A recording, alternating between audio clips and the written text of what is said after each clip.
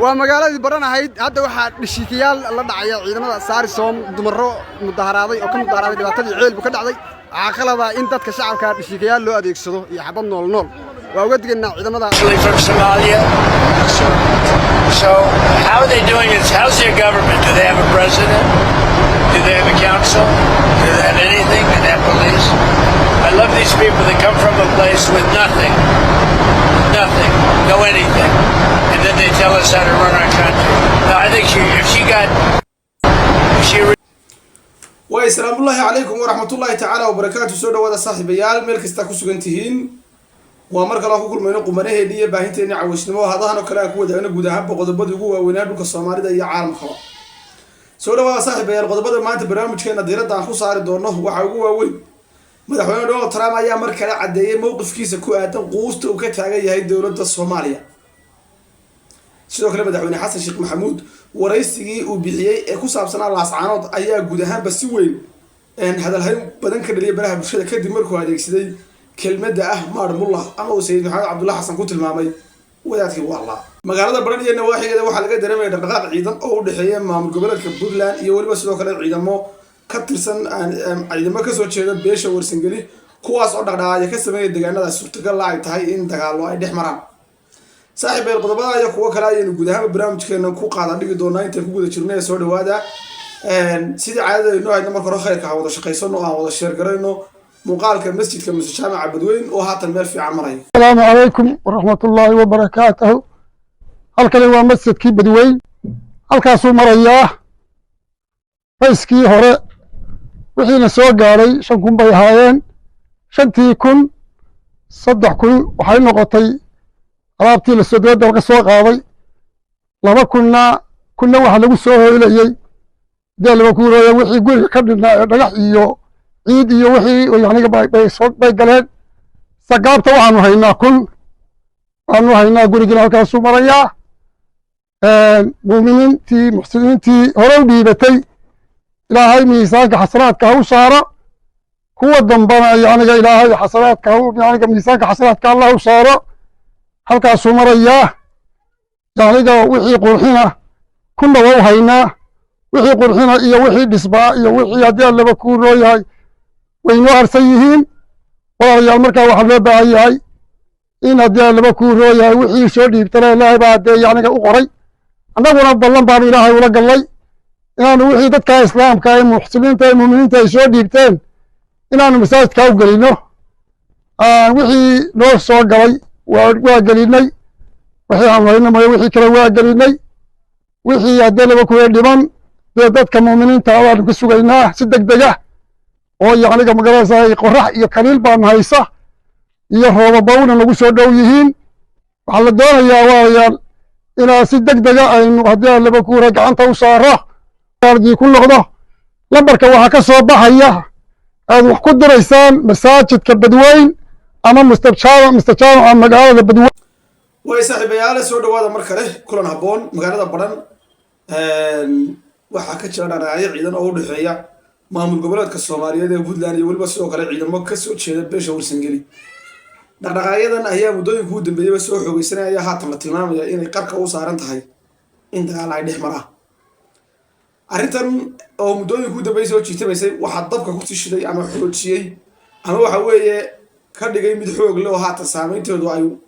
laga cabsi qabo dagaal inuu dhex maro labada nidaam ee beesha iyo nidaamka maamul goboleedka Puntland dilkii ninkii caaqilka ah beesha warsangeli ka soo jeeday kaasoo markii hore dilkiisa la saaray turjumaad khaldan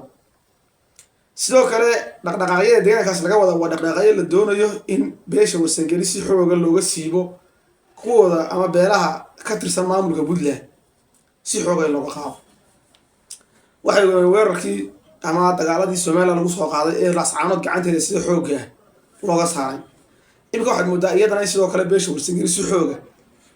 looga saaray maamulka Puntland oo ay qayb ka ahaayeen warsangeli waa beel balaaran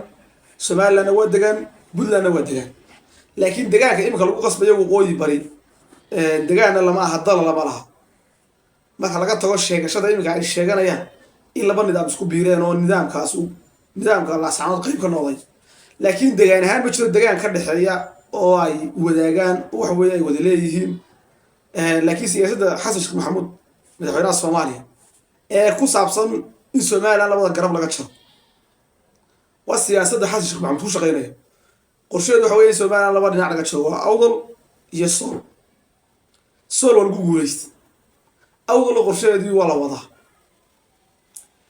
sidoo kale wuxuu doonayaa puntland inuu ka jaro guud ahaanba beesha warsangeli iyo beesha dhulbahanta puntlandna labadaa dhinac ayaa laga jaraya markaa puntland waxa kusoo hadhaya beesha majeerteen iyo beelo kale oo adigu aan badnayn laakiin labadii beelooda waaweynaa ee wax la dhistay puntland ee baarlamaanka iyo madaxweyne ku-xigeenka lahaa in laga jaraaba la doonay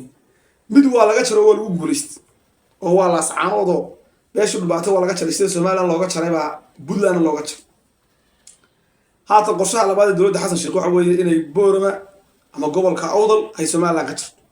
sidoo kale qorshaheeda labaad waxa weeye beesha warsangeli ee degta puntland in laga soo jaro dan somaliland ay saaq kusoo hadho puntlandna majeertan kusoo hadho waa nidaamka xasan sheekh ku shaqeynaya markaa imka dadaalka la wadaa ama ciidamadan la xoojinayo iyo dhaqaaqyada laga sameynayo waxaa la doonayaa in dab ballaadha laga dhex dhaliyo beesha warsangeli iyo puntland sidoo kale kursiga uu fadhiyo ninka madaxweyne ku-xigeenka maamulka waqooyi bari loogu magacaabay ama laascaanood cabdirashiid abwaanka la dhahdo kursigiisa waxaa lagu xalaaleyn karaa keliya dhiig warsangeli oo daata dagaal warsangeli oo dhaca warsangeligu laascaanood ee jooga baceerigaabo maaha warsangeli iyagu u diyaarsan howlahan ama la jiidi karayo iminka dagaalkan u aho markii hore ee la wanjalay bay si fiican casharkaa u qaatay hadda laakiin warsangeliga la doonaya waxaa boosasyo garowa laga soo jaro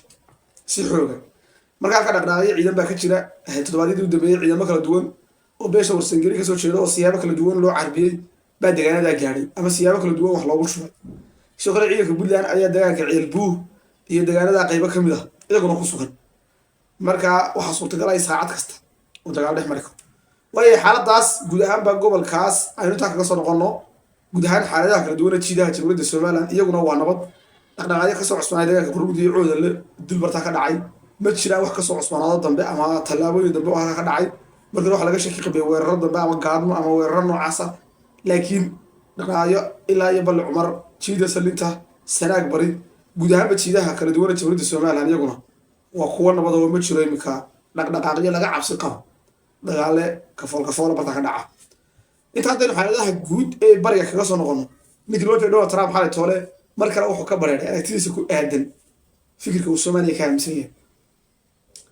waxaanu sheegay isagoo ilhaan la hadlaya ingiriiska isagoo kusugan baa la weydiiyey wuxuu sheegay soomaaliya inaanay dowladda dhexe lahayn amni iyo kala dambeyn aanay ka jirin macaruur iyo dhibaata ay ka taalo odaygu waqti hore waa kii soomaaliya no peace no government no police xalana intii dhow buu ku celiyey waxaanu sheegay sidoo kale hanti lusigii ka dhacay dalka maraykanka ee lagu lusaday lacagihii covid-19 iyo dadkii la qabatayba inay ka dambeysay ilhaan cumar ama ay qayb ka ahayd si kastaba noqotee dareenka ama hadalka madaxweyne trump wuxuu muujinaya in dowladda maraykanku haatan ay guud ahaanba ka quusatay soomaaliya oo ay suurtagal tahay in ay taakulooyinkii iyo tababaradii ciidan iyo taageeradii ay sii jirtay intaba ay kala baxdo markay halkaa taagan tahay maraykanku la macaamilka soomaali dhulka soomaalida ka maari maayo waxaa muuqata fursad uu somaliland kula macaamiliyo soo dhawaanaysa si madax bannaan ula macaamila sidoo kale de waynu ogeyn xeerkii la gudbiyey madaxweyne trump loo gudbiyey isagaa saxiixiisii maadhay bisha 9aad wixii ka dambeeyay u dhaqan gelay odaygu markaa mar rabaa xaalad toole odayga xasan sheekh maxamuud kaarka ayuu ka mudoobey waynu ogeyn soomaaliya intaas oo dhan oo duruufaaba ka jira duruufaa waqtigaa keenay xaaladdaa keentay dowlad xumadaa keentay laakiin imika siyaasadahaan madaxweynaha hogaaminaya waa madaxweyne yacnihii aad moodo in astaantiisu ay tahay baryo iyo dawarsi waa madaxweyne u dabran lacag urus wayna weynaan webiga meesha loo dha abay biyo xidheenka laga sameeyey 6 milyan baa ku baxay isla maanta dastuurka afrika wuxuu ka 40 milyan baan u baahana marka caalamku wuxuu ka daaray haatan taakuladii iyo deeqihii iyo kaabistii ay sii jireen dowladda soomaaliya kadib markii isbedel halkaa kasoo socda ay waayeen ay noqotay aanay dhibaanaan taajiro dowladnimada soomaaliya ay noqotay mid god kusii dhacaysa markaa xasan sheekh maxamuud hadalka xalay ee trump waxay u muuqataa quustii u dambeysay ee dowlad awoodda intaa leeglaaba dowladda caalamka dowladaha hogaamiye ka mid ay ka taagan tahay soomaaliya madaxweyne xasan sheekh maxamuud oo ku saabsanaa laascaanood shalay wanaga wax ka soo qaadanay waraysigii ayaa maanta la sii wada daayay laba qodob waraysi ka mid ah ayaa waxay noqday laba qodob oo runtii aad iyo aad u cajiibo mid wuxuu ahaa qodob Somaliland u hiiliyay oo laascaanood wuxuu tilmaamay inay tahay dhul u dhaxaysa xuduudihii isticmaalka ee Talyaaniga iyo Ingiriiska afkaaga maragaaga akhri Allah taasiyada Somaliland ayay gaar u ahayd sidoo kale waxay dhaliil ku ahayd maamulkii dhawaan martaa uu ka amaamuday in aan Xasan Sheekh ayidsanayn بوليتيكا سؤال هاي وين أيودلي شلون كلام وحنا في لقاء وين وجست نكيلو يغني سيد محمد عبد الله حسن سيد محمد عبد الله حسن هو من غنى مار بالله قارض أو بحسن قارض أيوه بحسن مار بالله إنه يقول لكن دني ويا ده تقالما وقت جيسي تقالما وقبيست الله تقالما دي سودان وهو تقالما أيانو عرقنا هذا مار بالله ويا يهدي لك صومالي تعلون يلقى بدرس مركب في لقاء وين الله في شبا أي وجست taas waxay leedahay xasaasiyad ballaaran oo barnaamijyada ah waxa soo tagnaa reer Laascaanood ay mudaharaadaanba mar hadii wadaadkii ay darwiishka ay siteen nin waa lagu sheegay maadullah gaalada u taqaani marka labada qodob ayaa ka soo baxay waraysiga Xasan Sheekh Maxamuud oo saameyn weyn ku yeeshay Soomaalida Laascaanood wuxuu ku sifeeyay meel xasaradeed oo lagu dilay Cabdirashiid Cali Sarbaarke meel uu ka soo jeeday wadaadkii waa maadullah sidoo kale meel xasaradeed ama xaasa khadka cas oo dhacdo xuduudka isticmaalka ee Talyaaniga iyo Ingiriis halka markay taageertay Somaliland wuxuu cadeeyay inay xuduudda Somaliland ka tirsan Laascaanood madaxweynaha Soomaaliya wuxuu furay Laascaanood ay tahay Somaliland laakiin kelmadda aadka u xagatay ee guud ahaan dadweynaha gobolka Sool ka cisay waxay kelmadda ah maarullah waxa ku tilmaamay inuu ka soo jeedo wadaadkii waala صاحب القدامى مقال كنا مقرمة إن أنت سيكون سجوا أعطنا نقص تفضل نقص بيره هذا هو نوشة المقال كسي شرقة هيلاوينا إن شنك قصة بيرتان سعد حجها وربحنا أتسمع الله وحناته تاني نقول لكم تسمع أفنس الله عليكم ورحمة الله تعالى وبركاته